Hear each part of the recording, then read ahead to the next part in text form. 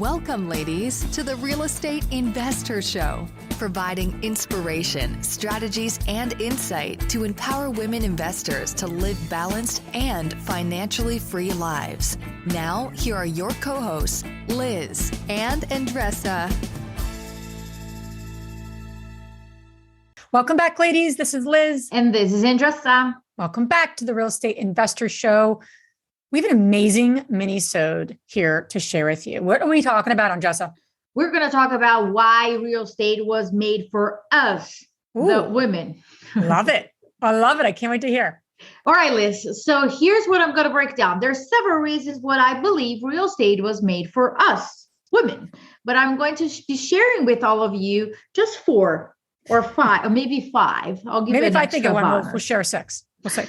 Because here's what I think, okay? Many women, many investors that are looking to take their business to the next level or have had successful careers that are looking to jump into real estate right now or diversify their investment and benefit from investing in real estate have the feeling or impression that this might not be for them, that this industry, which is undeniable, male-dominated so far, 2022, so far, this is what's happening. So if you're listening a couple of years from now and you don't understand what I'm talking about, we're in 2022, okay? So the reasons for it is because I don't think we are acknowledging or we are aware of everything we bring to the table and everything that we have to offer that really matches what this industry requires. So let me share a couple of my thoughts, right? Bigger picture.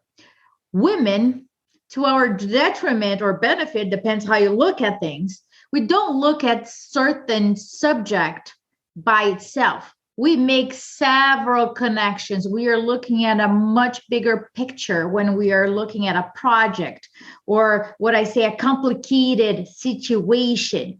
We look at to understand what is beyond what's happening with this property, with this seller that's having issues with the freaking family that don't want to sell. What can we do over here? We were raised to think about the bigger picture and connect the dots in different areas. So just taking a step back and looking at each project with creativity, it's amazing. And we are able to find solutions and ways to get the job done in a way that it looks so simple, but it's not. And I want you guys to fully understand that. It's not ordinary. Number 2, education. I believe for several reasons, and one of them is to prove ourselves. We have educated ourselves to a completely another level under the radar. Many of us have multiple degrees, master degrees, doctor degrees, certifications, and the amount of consumption of content in terms of books, podcasts, market analysis. I don't know any women in our community that would tell them, listen, I read this book and I highly recommend to you. You know what I see when I say that to them? They grab their freaking phone right away. They said, is this a title? I say, yes. All right, purchase it. They don't wait to consume that. They just go for it.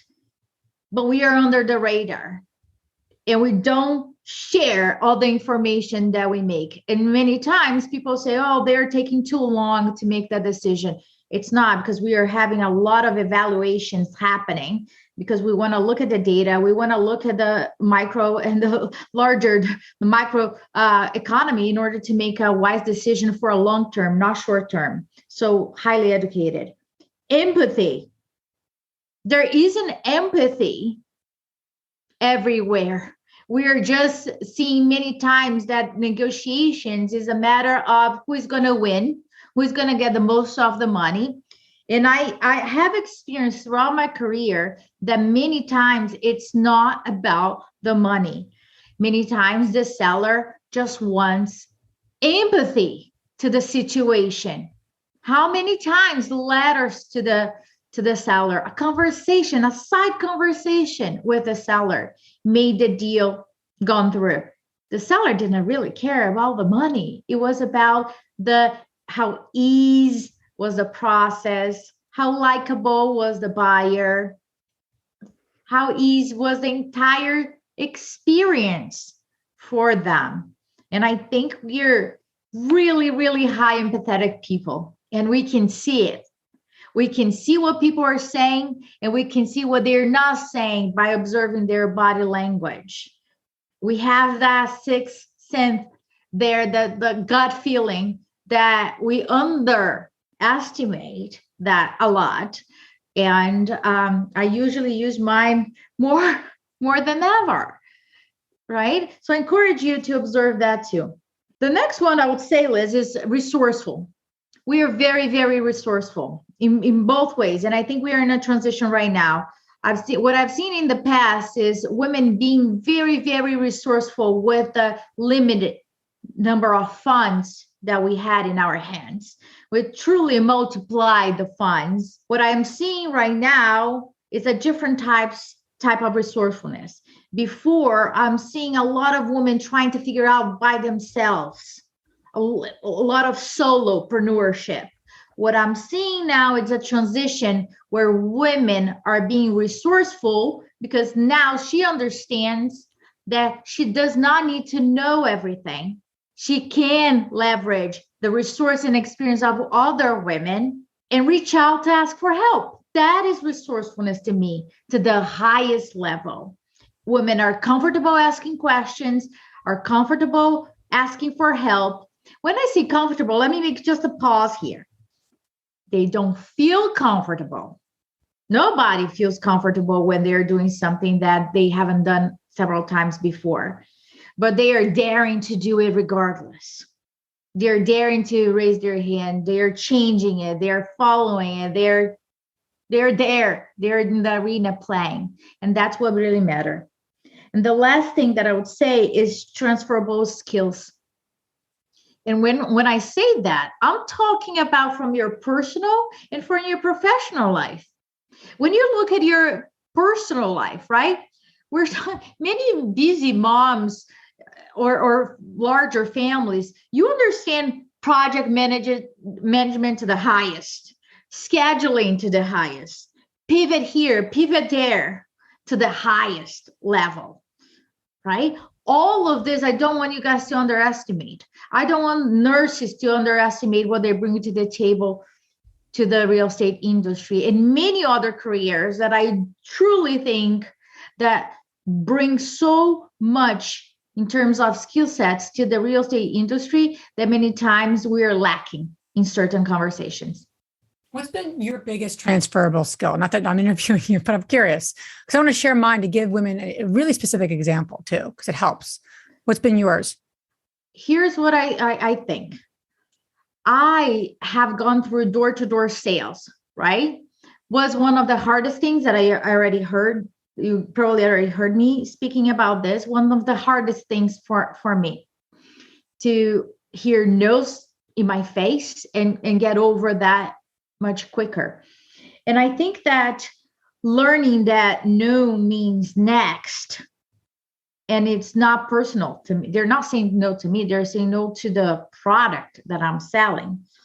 It made me just see properties as the same thing. So I can go through several properties. Okay, no, now next. And I keep going to it.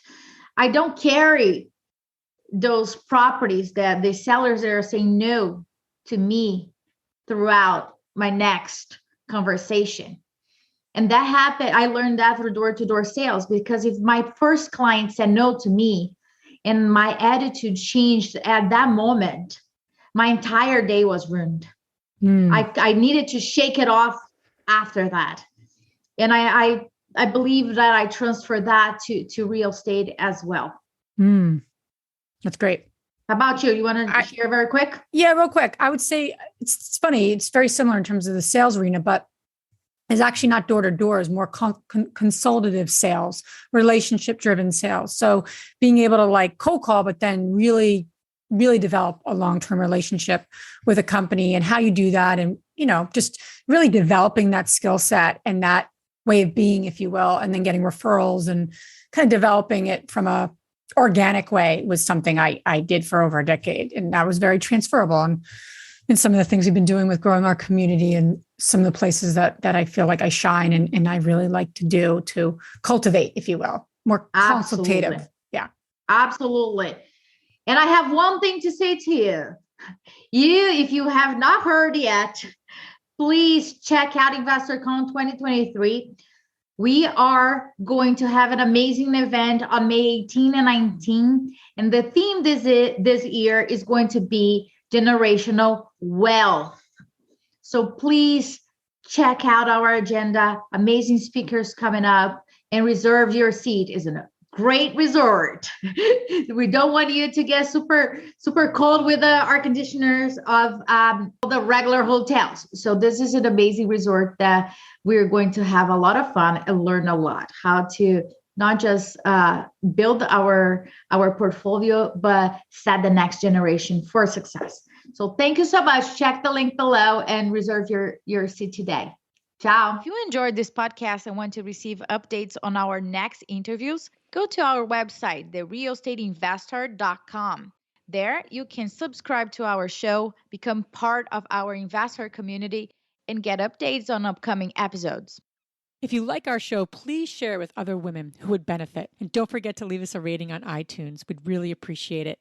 And as always, we encourage you to take one action as a result of today's show and put it into motion so you can live both a financially free and balanced life.